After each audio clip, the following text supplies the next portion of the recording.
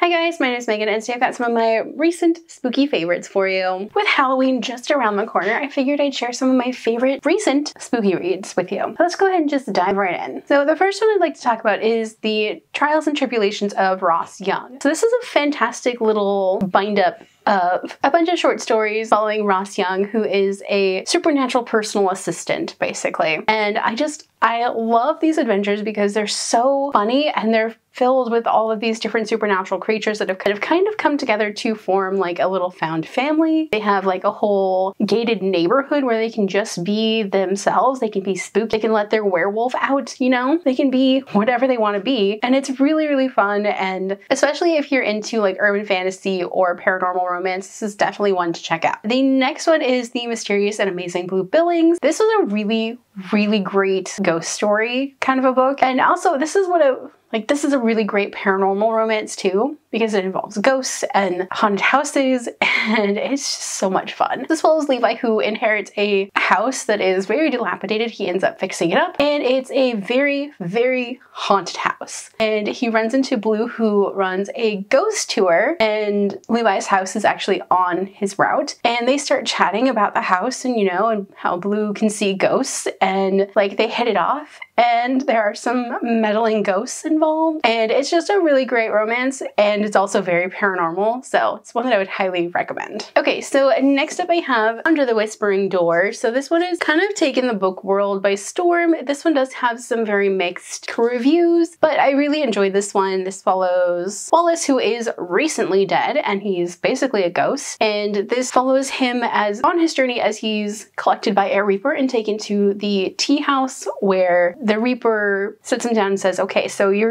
dead, obviously, and how can I help you move on? And it's a really great reading experience. It's very gentle and quiet and filled with lots of different ghosts that just kind of show up and move on, and it's really good and sweet and leaves you with a warm feeling, and I love the tea house aspect of it. Next up I have the Seance Tea Party, which kind of has the same ghosty vibes as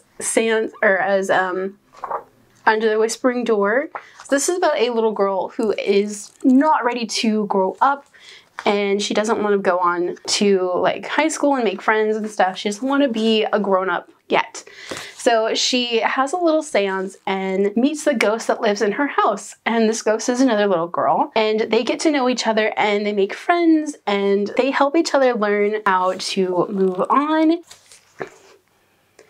And it's just a really sweet, wholesome, warm kind of a feel. This is definitely a really great book to dive into for the spooky season, especially if you don't want something like overly scary. This is definitely one to check out.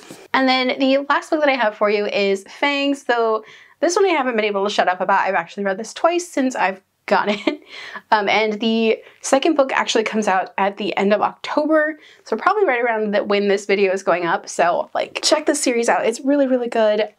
So this follows N, who was attacked by a vampire and turned without his consent, basically, and like it also follows Ichi, who kind of takes N under his wing and like teaches him what it is to be a vampire, and they start up a relationship.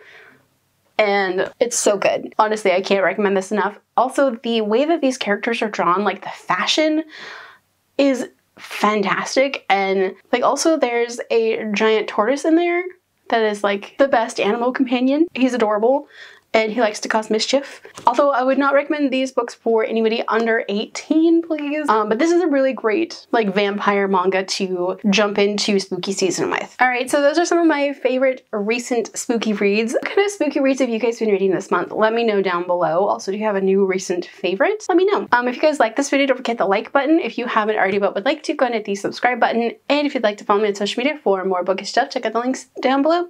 Alrighty, bye guys.